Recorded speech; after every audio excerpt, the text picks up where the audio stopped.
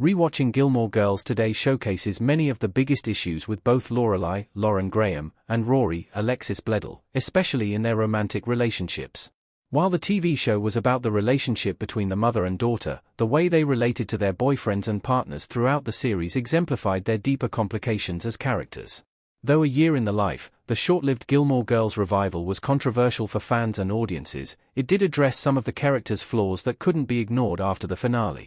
There are plenty of harsh realities about Lorelai's character in Gilmore Girls, and the best part of A Year in the Life is that the revival doesn't shy away from these problems.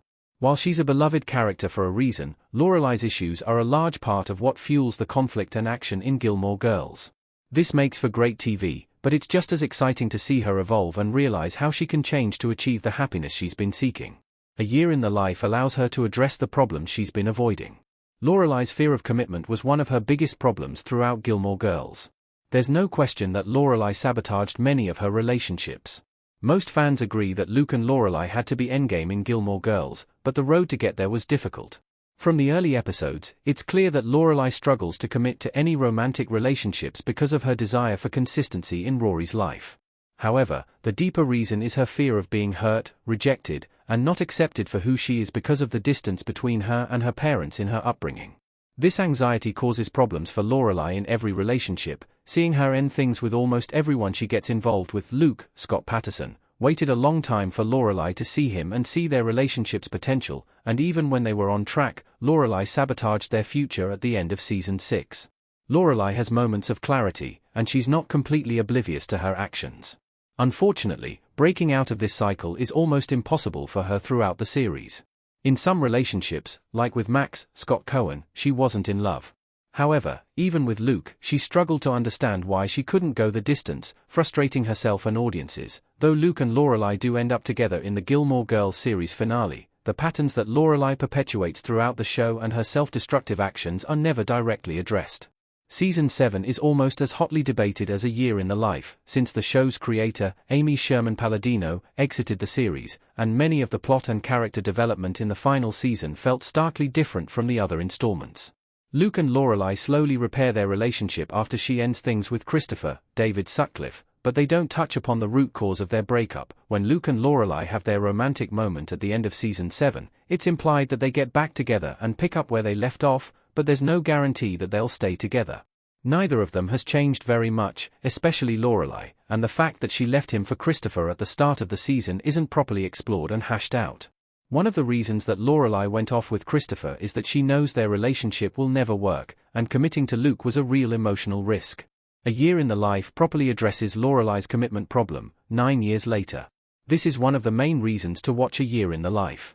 The best aspects of A Year in the Life is the development of Lorelai's character and the fact that the trajectory of her relationship with Luke is realistic.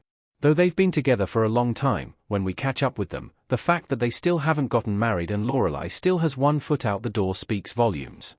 While marriage isn't the only way to commit to someone, Lorelai has put their relationship in a holding pattern since the Gilmore Girls series finale, and A Year in the Life forces her to grapple with this. A Year in the Life was very different from Gilmore Girls, which is part of the reason it wasn't as well received.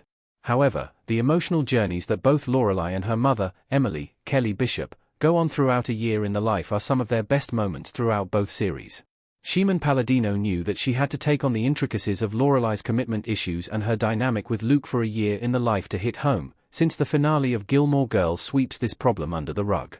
While it's frustrating to see Lorelai continue to give Luke a hard time and play with the possibility of her leaving him again, A Year in the Life had to include this.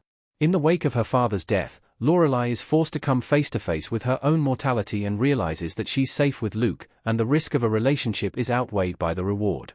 It's incredibly satisfying to see her grow in this way, and viewers needed her to be honest about her issues for the revival to have narrative weight. The Gilmore Girls revival may give Lorelai closure, but it sees Rory repeating her mistakes. Though Lorelai grows as a character, Rory's arc is much more tragic. In some ways, A Year in the Life undid Rory's character development, but it also holds true to the problems she perpetuates throughout Gilmore Girls. Though Rory's commitment issues manifest differently, they're not unlike the patterns we see Lorelai follow throughout the show. Due to her relationship with her father and watching Lorelai freeze in the face of real emotional vulnerability over Rory's entire life, she doesn't have a good model for what a healthy relationship is. This is part of why she continues to cheat in A Year in the Life and treats her off-screen boyfriend terribly. The generational patterns that follow the mother and daughter, and the parallels between them, are a huge part of Gilmore Girls. As an adult, Rory still hasn't shed her childlike view of romance and holds on to the belief that she's uniquely talented and worthy of special treatment. Looking back on how she moves through the world in Gilmore Girls, it's unsurprising that she behaves this way in A Year in the Life. Since Lorelai only just realized her problems in middle age, it's likely that Rory still has a long way to go.